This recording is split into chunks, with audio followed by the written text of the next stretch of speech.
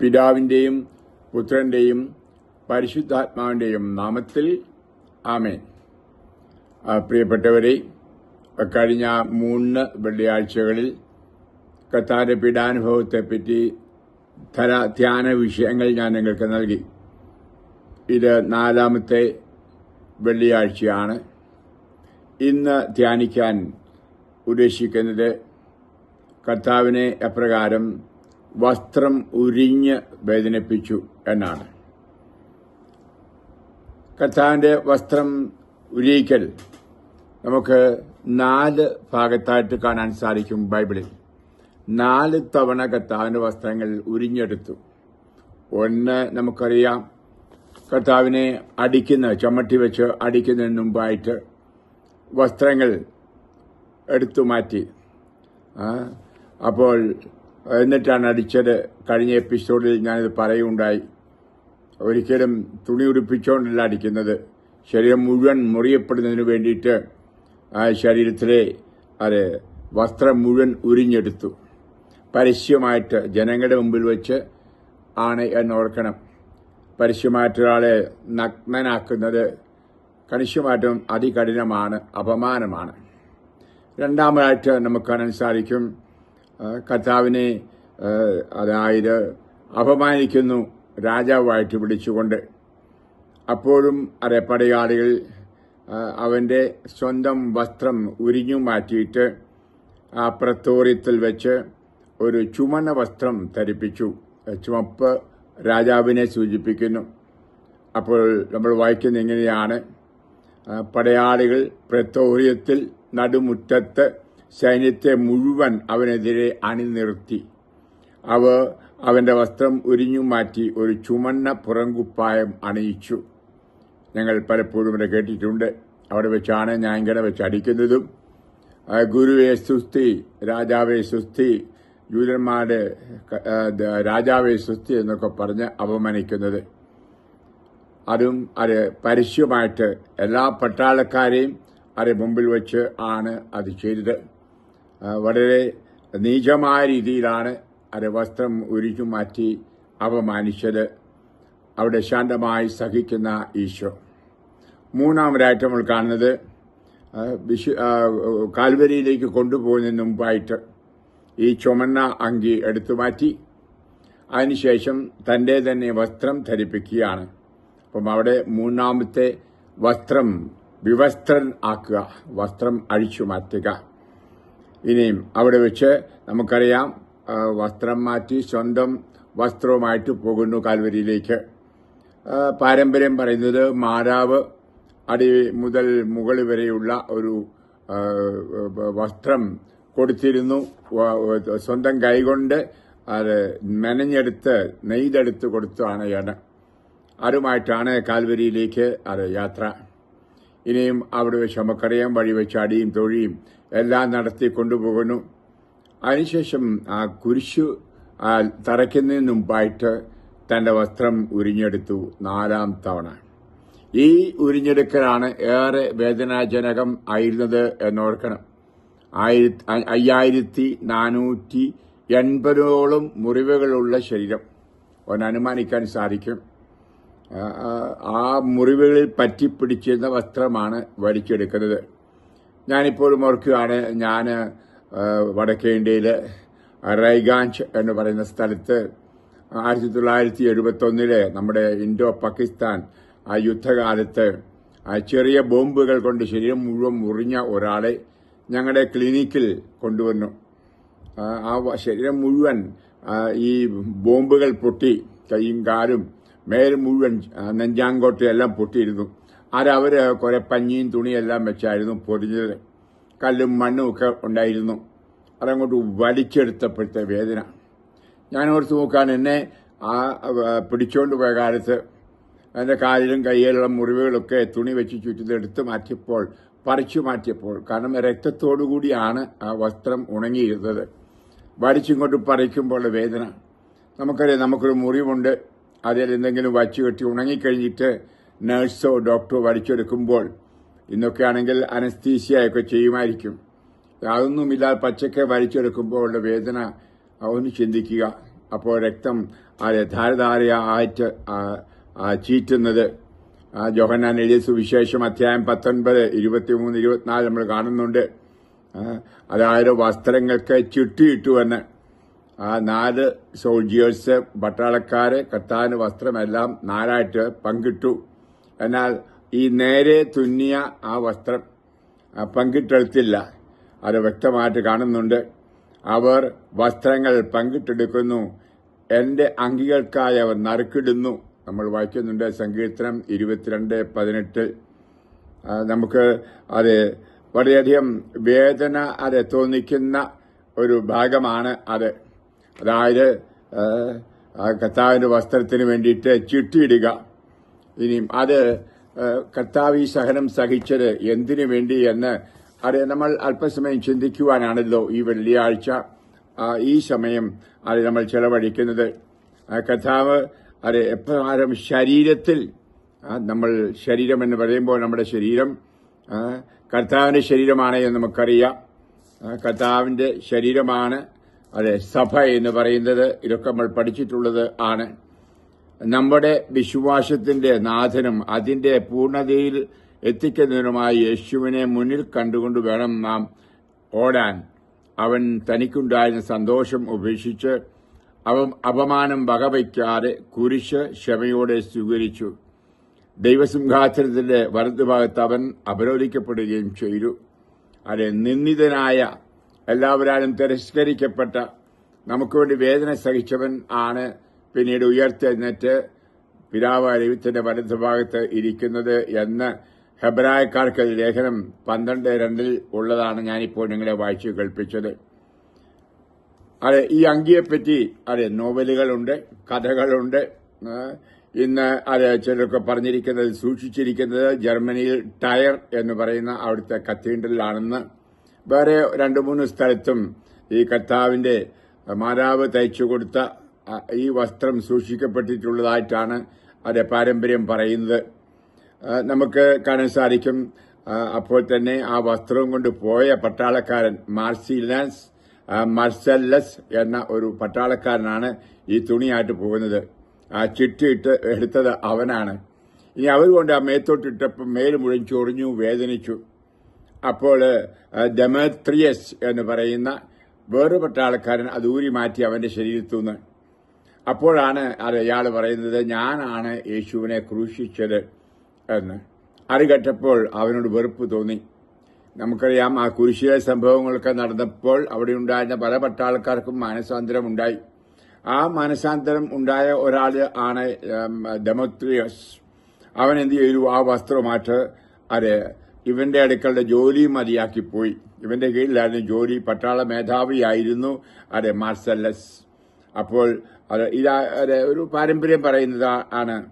ഇനിയും നമുക്ക് അല്പസമയം ഒന്ന് ചിന്തിക്കാം.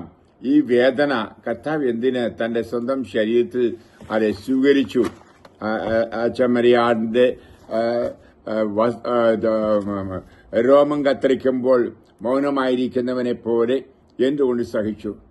ഒരു പക്ഷെങ്കിൽ ആ ഉരിഞ്ഞെടുക്കലും നഗ്നമാക്കലും ഇന്നത്തെ അശ്ലീലതകൾക്കും മ്ലേച്ഛതകൾക്കും കർത്താവ് ചെയ്ത പരിഹാരമല്ലേ?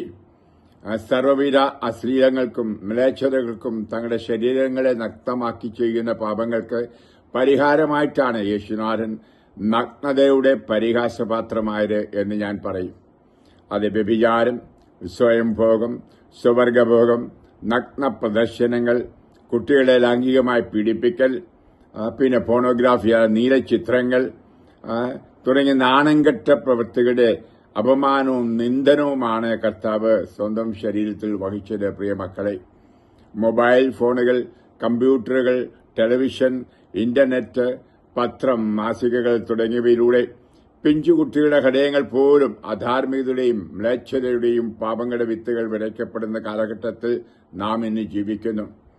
നാം ഓർക്കണം, കൊച്ചുകുട്ടികൾ പോലും ആ സ്ക്രീനിൽ കാണുന്നത് എന്തൊക്കെയാണ് എന്ന് നമുക്കറിയാം. അതായത് ഭാര്യ ഭർത്താക്കന്മാർ രഹസ്യമായിട്ട് വിശുദ്ധമായിട്ട് സ്വന്തം ബെഡിൽ നടത്തിയ കാര്യങ്ങളൊക്കെ ഇന്ന് പരസ്യമായിട്ട് കാണുകയാണ്. അതൊക്കെ നമുക്കറിയാം. ലൈംഗികതയുടെ വിശുദ്ധിയും ആ ലൈംഗികതയുടെ രഹസ്യാത്മകതയും നഷ്ടപ്പെടുത്ത ഒരു കാലഘട്ടം എല്ലാം പരസ്യമായി. ഞാൻ പറയാറുള്ളത് പോലെ രഹസ്യമായി വിവാഹിതരായ ദമ്പതികൾ രാത്രിയിലും മാന്യമായി ചെയ്തിരുന്ന ബന്ധങ്ങളും വേഴ്ചകളും ഇന്ന് പരസ്യമായി പട്ടാപ്പകൽ പാപ്പുകളിലും വഴിവക്കയിലും ഹോട്ടലുകളിലും കൂടാതെ തിരശ്ശീലകളിലും പ്രദർശിപ്പിക്കപ്പെടുന്നത് അപരിണീയം തന്നെ.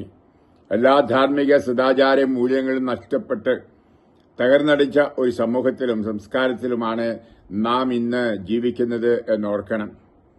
നമുക്കറിയാം, സ്വന്തം ജഡത്തിനായി വിതയ്ക്കുന്നവൻ ജഡത്തിൽ നിന്ന് നാശം കൊയ്തെടുക്കും. ആത്മാവിനായി വിതയ്ക്കുന്നവനോ ആകട്ടെ ആത്മാവിൽ നിന്ന് നിത്യജീവൻ കൊയ്തെടുക്കും. എന്തുകൊണ്ട് ഏറെ അതായത് അധാർമികതകൾ എന്ന് പറഞ്ഞാൽ ലൈംഗിക തിന്മകൾ ഇന്ന് നടമാടുന്നു? അതിന് കാരണമെന്ത്? അവർ നന്നേ ചെറുപ്പത്തിലെ ഇപ്രകാരമുള്ള ചിത്രങ്ങളൊക്കെ കണ്ടുകൊണ്ടും ആളുകളുടെ പ്രവൃത്തികൾ കണ്ടുകൊണ്ടും ഹൃദയത്തിൽ സൂക്ഷിച്ചിരിക്കുന്ന ആ വിത്തുകൾ വളരുന്നതാണ്. ഇന്ന് നമ്മുടെ കുഞ്ഞുങ്ങളുടെ മനസ്സിൽ അത്രമാത്രം വിത്തുകൾ, മോശമായ വിത്തുകൾ വിതയ്ക്കപ്പെട്ടിട്ടുണ്ട്. അശ്ലീലതകളിലൂടെ കടന്നു വരുന്ന തിന്മകളെ നാം വേറോടെ പിഴുതെറിയണം. എന്നിട്ട് യേശുവിന് സ്വഭാവമുള്ളവരായി മാറണം. ഇതാണ് എനിക്ക് ഈ വെള്ളിയാഴ്ച നിങ്ങൾക്ക് തരുവാനുള്ള ചിന്താശകലം. കഥ പറയുന്നുണ്ടല്ലോ, നിങ്ങളുടെ പഴയ ജീവിത രീതിയിൽ നിന്ന് രൂപം കൊണ്ട വഞ്ചന നിറഞ്ഞ ആസക്തികളാൽ കലുഷിതനായ പഴയ മനുഷ്യനെ ദൂരെ എറിയുവിൻ. നിങ്ങൾ മനസ്സിന്റെ ചൈതന്യത്തിൽ നവീകരിക്കപ്പെടട്ടെ. യഥാർത്ഥമായ വിശുദ്ധിയിലും നീതിയിലും ദൈവത്തിന്റെ സാദൃശ്യത്തിൽ സൃഷ്ടിക്കപ്പെട്ട പുതിയ മനുഷ്യരെ നിങ്ങൾ ധരിക്കുവിൻ. എഫെസോസ്കാർക്കെഴുതിയ ലേഖനം 4-ാം അധ്യായം 22-24 വചനമാണ് ഞാനിപ്പോൾ വായിച്ചത്. അതായത് പഴയ ഈ തിന്മകളെയൊക്കെ ഉരിഞ്ഞു മാറ്റാനാണ് പറഞ്ഞിരിക്കുന്നത്. ഈശോ അതുകൊണ്ടാണ് തന്റെ വസ്ത്രം ഉരിഞ്ഞു മാറ്റിയത്. അപ്പം ഈ പ്രാർത്ഥനകളിലൂടെ, നമ്മുടെ പരിത്യാഗത്തിലൂടെ ഈ നോയമ്പ് കാലത്ത് ആ തിന്മ നിറഞ്ഞ പഴയ ആ വസ്ത്രം അത് ഉരിഞ്ഞു മാറ്റണം. ഇതിനെ നമ്മൾ കാണാൻ സാധിക്കും. എന്നിട്ട് യേശുവിനെ ധരിക്കണം. യേശുവിന്റെ സ്വഭാവം, യേശുവിന്റെ നന്മ, യേശുവിന്റെ വിശുദ്ധി, യേശുവിന്റെ സ്നേഹം, യേശുവിന്റെ സമാധാനം എല്ലാം നിറഞ്ഞ ഹൃദയമുള്ളവരായി തീരണം.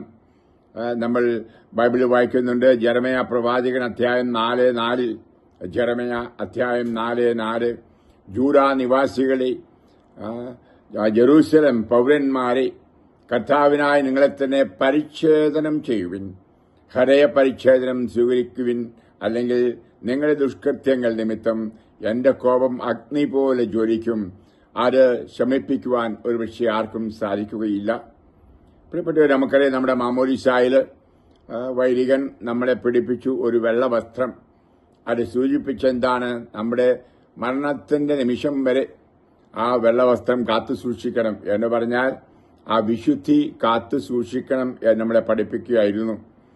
നമ്മൾ ഓരോരുത്തരും അത് ഇപ്രകാരം ഉള്ള ഒരു പരിച്ഛേദനം, നമ്മുടെ അധമ അതായത് വാസനകളെ നിർമ്മാർജ്ജനം ചെയ്യുന്ന പരിച്ഛേദനം എന്ന് പറഞ്ഞാൽ മുറിച്ചു കളയൽ നടന്നേ സംഭവിക്കണം. കൊളോസ്യർക്കെതിരെ ലേഖനത്തിൽ കൊളോസോസ് 2-ാം അധ്യായം 11, അവനിൽ നിങ്ങളും പരിച്ഛേദനം സ്വീകരിച്ചിരിക്കുന്നു. കൈകളാൽ നിർവഹിക്കപ്പെടുന്ന പരിച്ഛേദനമല്ല, ശരീരത്തിന്റെ അധമ വാസനകളെ നിർമ്മാർജ്ജനം ചെയ്യുന്ന ക്രിസ്തുവിന്റെ പരിച്ഛേദനം. പ്രിയമുള്ളവരെ, അതെ, ഇപ്രകാരം ഒരു മുറിച്ചു നീക്കൽ ആവശ്യമാണ്. ഫലങ്ങൾ കായ്ക്കാത്ത ശാഖകൾ വെട്ടിക്കളയും എന്ന് കർത്താവ് പറയുണ്ടായല്ലോ. ഇത് മനസ്സിലുണ്ടായിരിക്കട്ടെ. അത് നമ്മൾ തന്നെ മുറിച്ചു കളയണം. ഫലം തരാത്ത തിന്മയുടേതായ ശാഖകൾ. ഒരു അപ്രകാരം നമ്മളിലുള്ള തഴക്ക ദോഷങ്ങളായിരിക്കാം, സ്വയംഭോഗത്തിന്റെ തഴക്ക ദോഷമായിരിക്കാം, അല്ലെങ്കിൽ അതായത് അശ്ലീലമായ മറ്റ് പ്രവർത്തികൾ ചെയ്യുന്ന ദോഷങ്ങൾ നമ്മളിൽ കിടക്കുന്നു. പലപ്പോഴും നമ്മൾ പരിശ്രമിച്ചിട്ടുണ്ടായിരിക്കാം, സാധിച്ചിട്ടില്ലായിരിക്കാം. മക്കളെ, ഇപ്പോൾ ഈ നോയമ്പ് കാലത്ത്, ഈ വെള്ളിയാഴ്ച, ഈ കർത്താവിന്റെ ശരീരത്തിലെ വേദനയിലേക്കും രക്തത്തിലേക്കും നിങ്ങളുടെ ആന്തരികതയെ സമർപ്പിച്ചുകൊണ്ട്, കർത്താവെ, എന്നെ കഴുകണമേ, എന്നെ ശുദ്ധീകരിക്കണമേ, എന്റെ ഈ പഴയ വസ്ത്രം ഉരിഞ്ഞു മാറ്റണമെന്ന് ഈശോയോട് പ്രാർത്ഥിക്കുക. നമ്മുടെ ശരീരം ദൈവാലയമാണ്, കർത്താവിന്റെ ദേവാലയം. അതിനെ അശുദ്ധമാക്കരുത്. ആ ദേവാലയത്തിൽ കർത്താവിനെ നമ്മൾ മഹത്വപ്പെടുത്തണം. ഞാൻ കഴിഞ്ഞ എപ്പിസോഡിൽ അത് പറയുണ്ടായത് മറക്കരുത്. 1 കൊറിന്തോസ് അധ്യായം 3 പറഞ്ഞിരിക്കുന്നത്, അതെ, നിങ്ങളുടെ ശരീരം കർത്താവിന്റെ ദേവാലയമാണ്.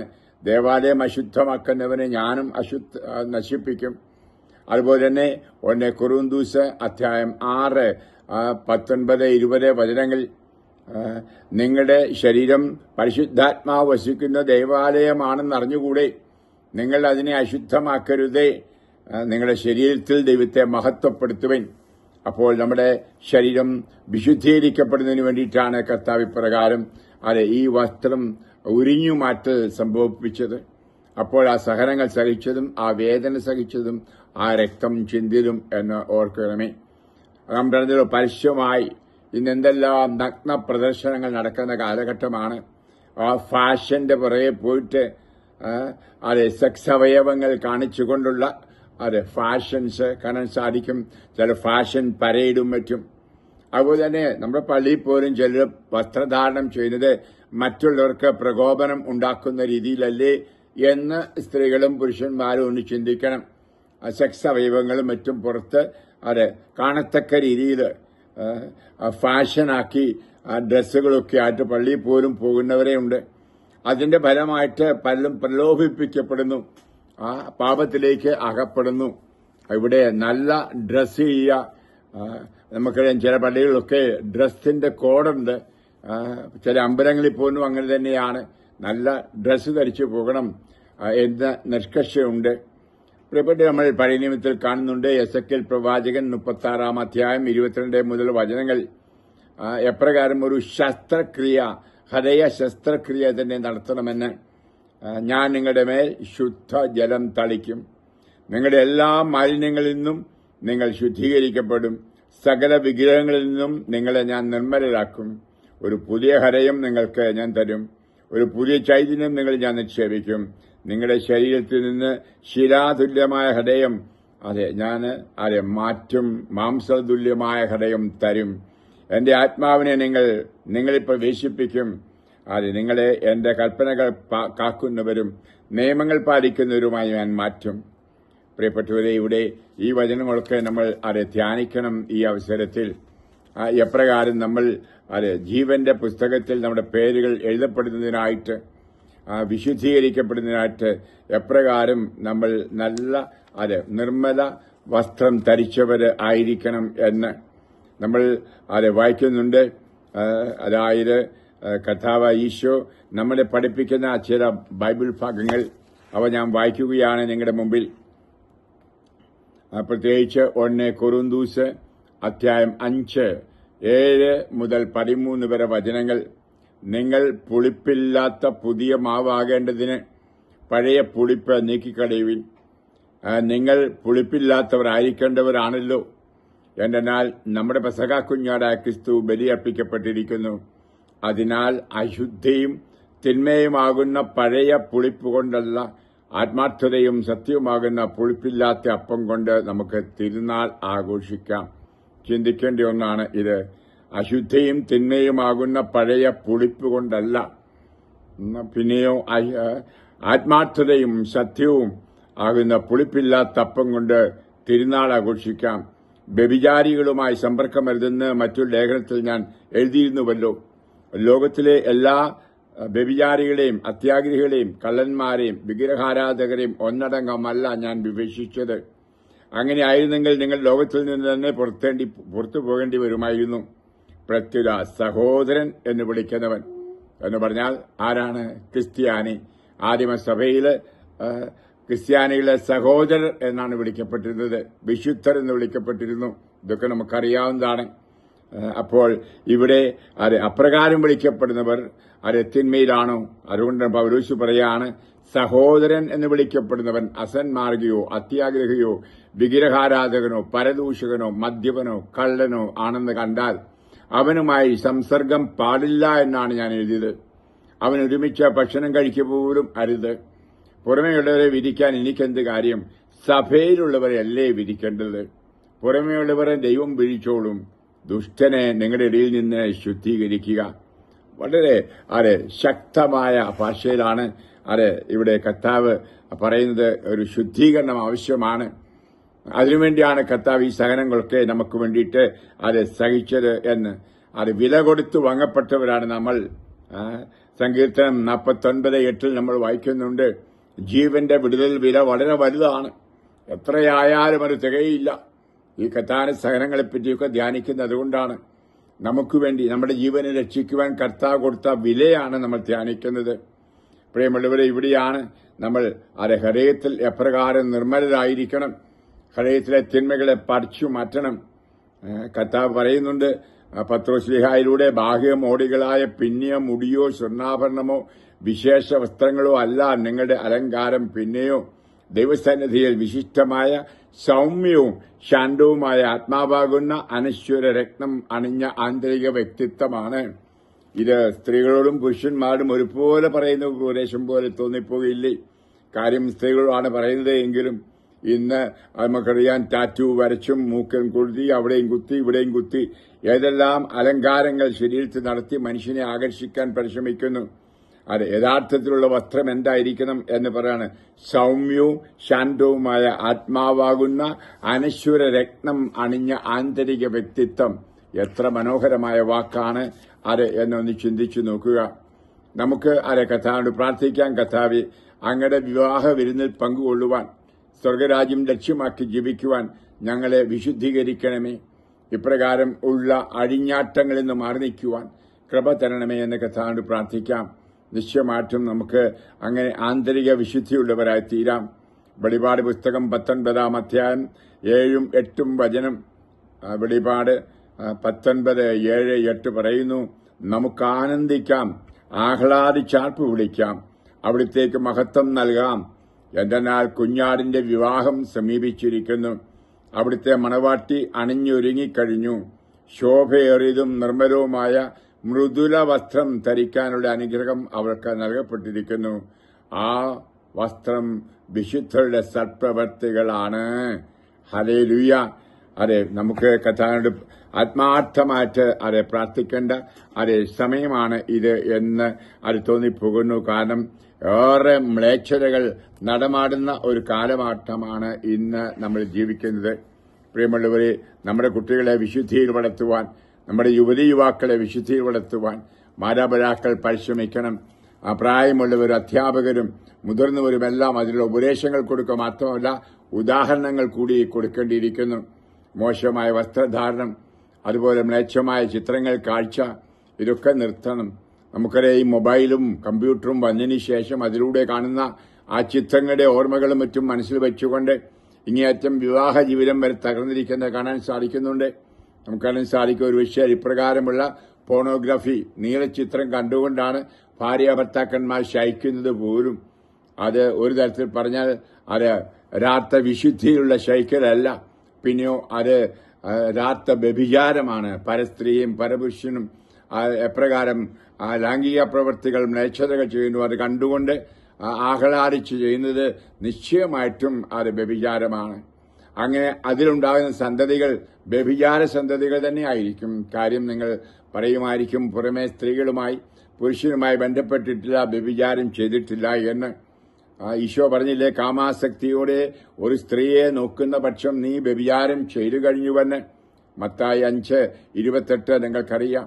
അപ്പം വ്യഭിചാരം എന്ന് പറഞ്ഞത് പുറമെ ഒരു സ്ത്രീയുടെയോ പുരുഷന്റെ കൂടെ ശയിക്കുന്നതോ മാത്രമല്ല, ആത്മീയമായിട്ടുള്ള വ്യഭിചാരമുണ്ട്.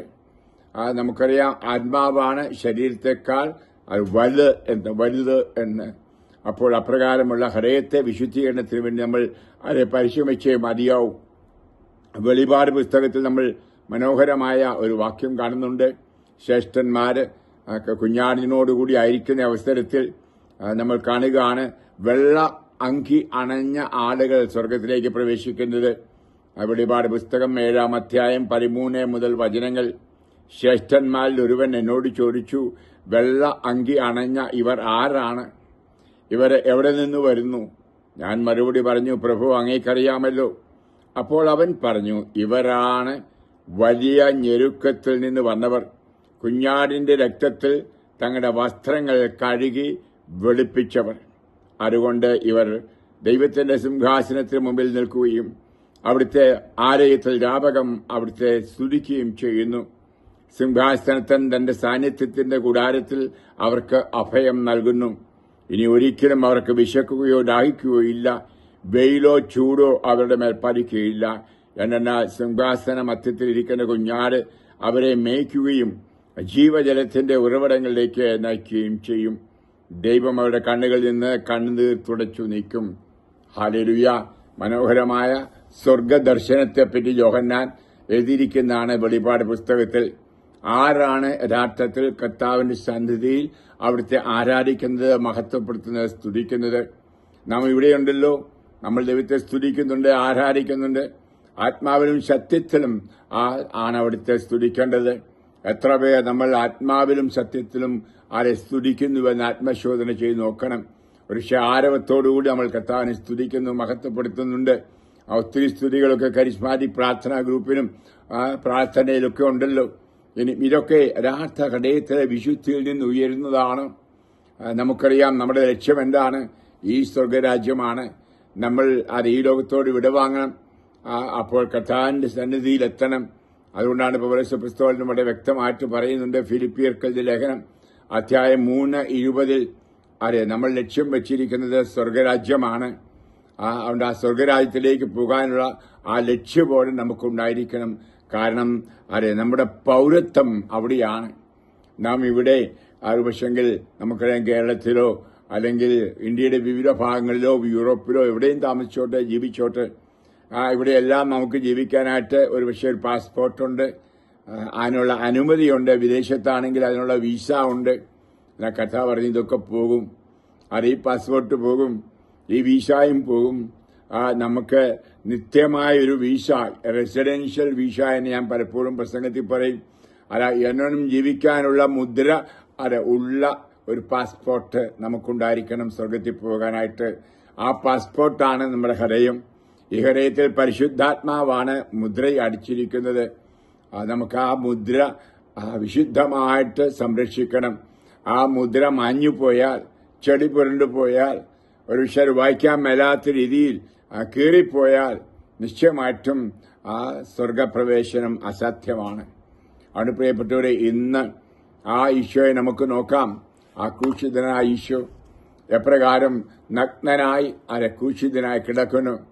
ആ മനുഷ്യനെ നഗ്നത കാണിക്കാതിരിക്കുവാനാണ് ഈ സ്റ്റാച്യൂസൊക്കെ ഇച്ചിരി തുണി ഉടുപ്പിച്ചിരിക്കുന്നത്. അത് ഞാൻ പ്രസംഗത്തിൽ പറഞ്ഞുവല്ലോ. കർത്താവിനെ നഗ്നനാക്കി അടിച്ചു, നഗ്നതയെപ്പോലും അടിച്ചു, ലൈംഗികയുടെ അവയവങ്ങളെപ്പോലും അടിച്ച് തല്ലിപ്പൊട്ടിച്ചു, രക്തമൊഴുകിയുണ്ടായി. ഇതിനെല്ലാം കാരണം എന്ത്? നമ്മുടെ പാപങ്ങളാണ് എന്നോർക്കണമേ. നമ്മുടെ പാപത്തെ പ്രതി പെസഹ കുഞ്ഞാടായവൻ, അവിടെയാണ് നമ്മൾ ധ്യാനിക്കേണ്ടത്. യോഹന്നാൻ തന്റെ ശിഷ്യരോട് പറഞ്ഞ വാക്യം ഇതാ, ലോകത്തിന്റെ പാപങ്ങൾ നീക്കുന്ന ദിവ്യ കുഞ്ഞാട്. നമുക്ക് ഈശോ ധ്യാനിക്കാം മക്കളെ. തോലുരിയുന്ന കുഞ്ഞാടിനെ പോലെ, അഥവാ രോമം കത്തിരിക്കുന്ന കുഞ്ഞാടിനെ പോലെ ശാന്തമായി ഇതെല്ലാം സഹിക്കുകയാണ്.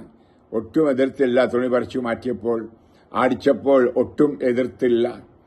ഓരോ അവസരത്തിലും അങ്കി അണിയിച്ചപ്പോൾ, പിന്നീടും അത് മാറ്റി കുരിശിലേക്ക് വിവസ്ത്രനായിരുന്നവനെ വീണ്ടും തുണിയുടുപ്പിച്ചു കൊണ്ടുപോകുന്നതും, പരസ്യമായി നഗ്നനായി കുരിശിൽ തൂങ്ങിക്കിടക്കുന്നതും, ഇതൊക്കെ നമുക്കൊന്ന് ധ്യാനിക്കാം മക്കളെ.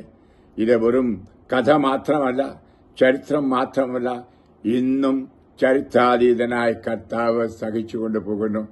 നമ്മുടെ ഓരോ പാപങ്ങളും അവന്റെ ഹൃദയത്തെ മുറിപ്പെടുത്തുന്നു എന്ന് നമുക്ക് വായിക്കുന്നുണ്ടല്ലോ. നമ്മൾ ഉൽപ്പത്തി പുസ്തകം 6-ാം അധ്യായം 5-ഉം 6-ഉം വചനത്തിൽ മനുഷ്യന്റെ ഹൃദയത്തെ തിന്മകൾ കലുഷിതവും മോശവുമായതുകൊണ്ട് അത് അവിടുത്തെ ഹൃദയത്തെ വേദനിപ്പിച്ചു.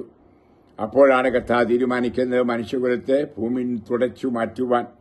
പ്രളയമുണ്ടായത് അങ്ങനെയാണെന്ന് നമുക്കറിയാം. ഈ പ്രളയമുണ്ടായാലും ഇതൊക്കെ വെറും കെട്ടുകഥയല്ല. ഇന്ന് ബൈബിൾ കഥകൾ സത്യമാണ് എന്ന് സയൻസ്, ശാസ്ത്രം തെളിയിച്ചു കൊടുക്കുന്നത് നമുക്ക് വായിക്കാറുണ്ടല്ലോ, കേൾക്കാറുണ്ടല്ലോ. പ്രിയപ്പെട്ടവരെ, ഇതൊക്കെ വലിയ സത്യങ്ങൾ ആണ്.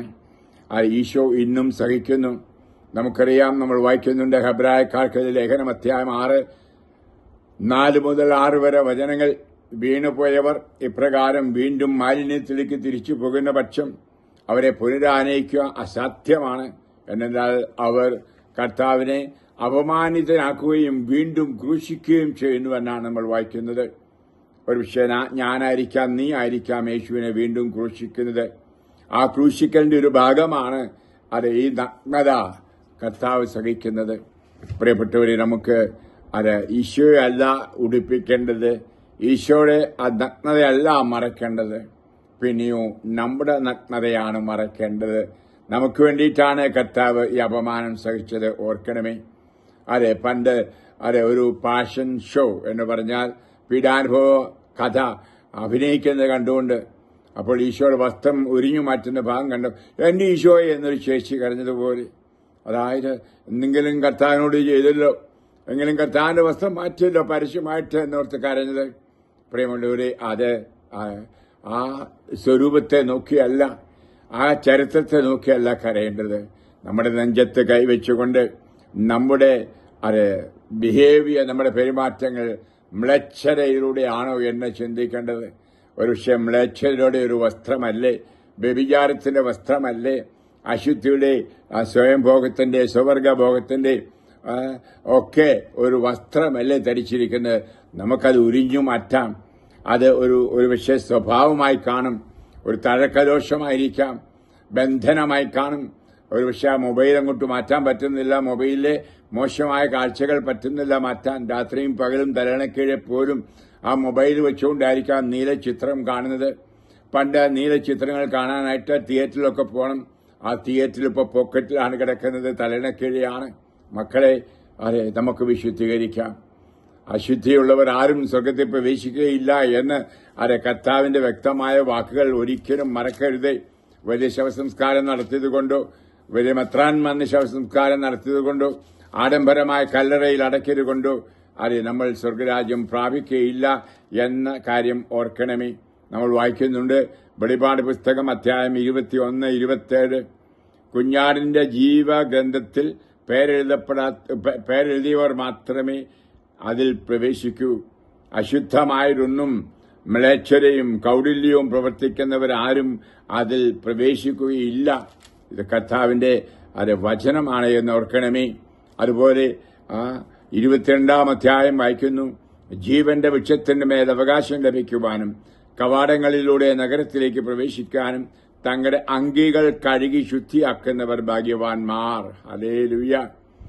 നമ്മുടെ അങ്കികൾ, നമ്മുടെ ആന്തരിക അങ്കികൾ കഴുകി വെടിപ്പുള്ളതാക്കിയാൽ മാത്രമേ അവിടുത്തെ സന്നിധിയിലായിരിക്കാൻ കഴിയൂ.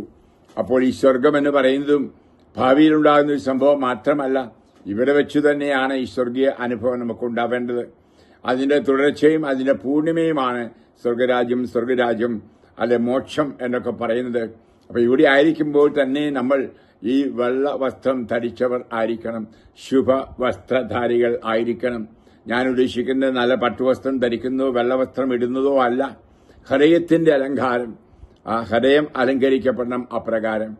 ഈശോയോട് നമുക്ക് പ്രാർത്ഥിക്കാം, കർത്താവേ അതിനുള്ള കൃപ തരണമേ എന്ന്. ബാഹ്യമായ ആ മോടി പിടിപ്പിക്കലൊക്കെ നടത്തിക്കൊണ്ട് മനുഷ്യരെ ദുഷ്ടതയിലേക്ക് നയിക്കുന്നതിനു പകരം ഹൃദയത്തിലുള്ള ആ വിശുദ്ധിയും നന്മയും എല്ലാം അണിഞ്ഞുകൊണ്ട് ധാരാളം പേരെ കൃപയിലൂടെ യേശുവിലേക്ക് നയിക്കുന്ന വ്യക്തികളായി നമുക്ക് മാറാം. മറ്റുള്ളവർക്ക് കുതപ്പ് കൊടുക്കാതെ, മറ്റുള്ളവർക്ക് പാപത്തിലേക്കുള്ള വഴി കാണിക്കാതെ, പിന്നെയോ മറ്റുള്ളവരെ നന്മയിലേക്കും വിശുദ്ധിയിലേക്കും നയിക്കുന്നവരായി കാണാം. അത് നമുക്ക് കാണാൻ സാധിക്കും. ചില മതവിഭാഗത്തിൽപ്പെട്ടവര്, ചില ക്രിസ്തീയ ഗ്രൂപ്പിൽപ്പെട്ടവർ പോലും വെള്ളവസ്ത്രമൊക്കെ അണിഞ്ഞ് ബൈബിളും കൈപ്പിടിച്ച് പ്രദക്ഷിണമായിട്ട് പള്ളിയിലേക്ക് പോകുന്നത്. പള്ളിയിൽ ചെന്നാൽ വെള്ളവസ്ത്രമൊക്കെ ധരിച്ച്, നമുക്കറിയാം പണ്ട് കാലത്തോണ്ടാണ് കൂരാശകൾ ശരിക്കുമ്പോൾ വെള്ളവസ്ത്രം ജ്ഞാനസ്ഥാനത്തിന് മാത്രമല്ല വിവാഹത്തിനും വെള്ളവസ്ത്രമായിരുന്നു ഉണ്ടായിരുന്നത്. പ്രിയമുള്ള ഇതിനൊക്കെ കാരണം ആ വെള്ളവസ്ത്രത്തിന് അർത്ഥമുണ്ട്. ഇന്നതൊക്കെ മാറി.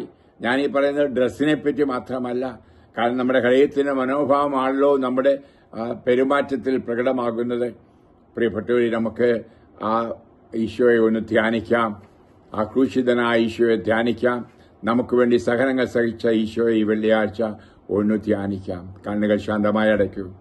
കാരണമിന്റെ കർത്താവേ, ഞാൻ ഇവരോട് സംസാരിച്ച വചനങ്ങൾ ആത്മാർത്ഥമായ ഹൃദയത്തിൽ സംഗ്രഹിച്ചുകൊണ്ട് ഒരു വിശുദ്ധ ജീവിതം കഴിക്കുവാൻ ഇവരെ സഹായിക്കണമെന്ന് ഞാൻ പ്രാർത്ഥിക്കുന്നു. ഇവരെ പറ്റിയുള്ള അങ്ങയുടെ ഇഷ്ടം അതാണല്ലോ വിശുദ്ധ ജീവിതം. അത് വ്യക്തമായി പഠിപ്പിക്കുന്നുണ്ടല്ലോ. ഇതാണ് നിങ്ങളെക്കുറിച്ചുള്ള കർത്താവിന്റെ ഹിതം, നിങ്ങളുടെ വിശുദ്ധ ജീവിതം. കാരണം ഇവിടെ കർത്താവെ എല്ലാ അശുദ്ധിയിൽ നിന്നും ഒഴിഞ്ഞു മാറുമെന്നുകൂടി അവിടെ പറയുന്നുണ്ട്. 1 തെസ്സലോനിയർ അധ്യായം 4:3. കർത്താവ് ഈശോയെ നിശ്ചയമായിട്ടും എല്ലാ പാപങ്ങളും മാറ്റണം. എന്നാൽ പ്രധാനമായിട്ടും ഇപ്രകാരമുള്ള ലാംഘിക അശുദ്ധികളിൽ നിന്ന് മാറി വിശുദ്ധരായി ജീവിക്കാൻ കൃപയുണ്ടാകണമേ.